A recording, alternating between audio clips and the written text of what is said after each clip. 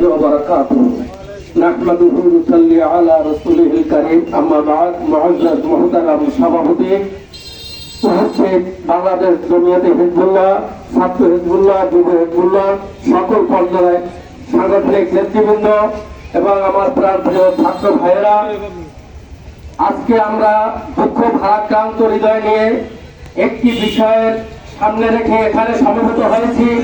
বিষয়টি হলো এই, আমাদের বাংলাদেশের পার্শ্ববর্তী রাষ্ট্র, যাকে আমরা গণতান্ত্রিক রাষ্ট্র নামে আমরা জানি, সেই রাষ্ট্র ভারতের মহারাষ্ট্রের এক হিন্দু পুরোহিত, তিনি আমাদের মহানবী সাল্লাল্লাহু আলাইহি ওয়াসাল্লামকে নিয়ে একটি কটূক্তি করায় এবং বিজেপি সরকারের একজন সংসদ সদস্য সেই কটূক্তিকে সমর্থন করে মুসলমানদেরকে মসজিদ থেকে বের করে মারধর করার হুমকি দেওয়ায় তার প্রতিবাদে বাংলাদেশ জমিয়তে হিজবুল্লাহ সম্পূর্ণ অরাজনৈতিক একটি সংগঠন সারসিনা দরবার শরীফ থেকে পরিচালিত, সেই সংগঠনের নেতৃত্বে আমরা আজকে প্রতিবাদ জানাচ্ছি এবং সেই প্রতিবাদের কারণে আজকে মানববন্ধন। প্রিয় সাথী ভাইরা, আমরা হিন্দু মুসলিম যুগ যুগ ধরে পরস্পরের সাথে আপনের মতন একত্রে থেকে আমরা বসবাস করে আসছি। কোনদিন কখনো আমাদের মধ্যে সাম্প্রদায়িক দাঙ্গা হয়নি, ভুল বোঝাবুঝি হয়নি, মারধর হয়নি। কিন্তু এই পার্শ্ববর্তী হিন্দু রাষ্ট্র সেখান থেকে একটি উস্কানিমূলক বার্তা আজকে সারা পৃথিবীতে ছড়িয়ে দিতে চাই।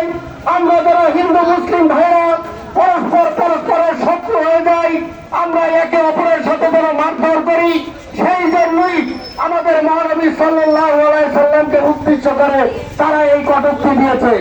আমরা বাংলাদেশের তৌহিদি জনতা এই জমিয়তে হিজবুল্লাহ হাসিনা দরবার শরীফের পক্ষ থেকে তীব্র নিন্দা এবং প্রতিবাদ জানাই।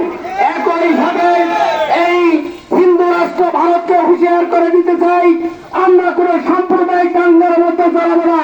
কিন্তু আপনার ভারতের 40 কোটি মুসলমান, বাংলাদেশের 20 কোটি মুসলমান, তারা সব সময় এক এবং একত্রিত হয়ে চলছে। আগামী দিনে আপনি যদি দাঙ্গা বাজাবার চেষ্টা করেন, এই বাংলাদেশ থেকেও মানুষ গিয়ে আপনার এই ভারতে আমরা শরীক হব ইনশাআল্লাহ। আপনি মনে রাখবেন, বাংলাদেশ একটি স্বাধীন সার্বভৌমত্ব দেশ।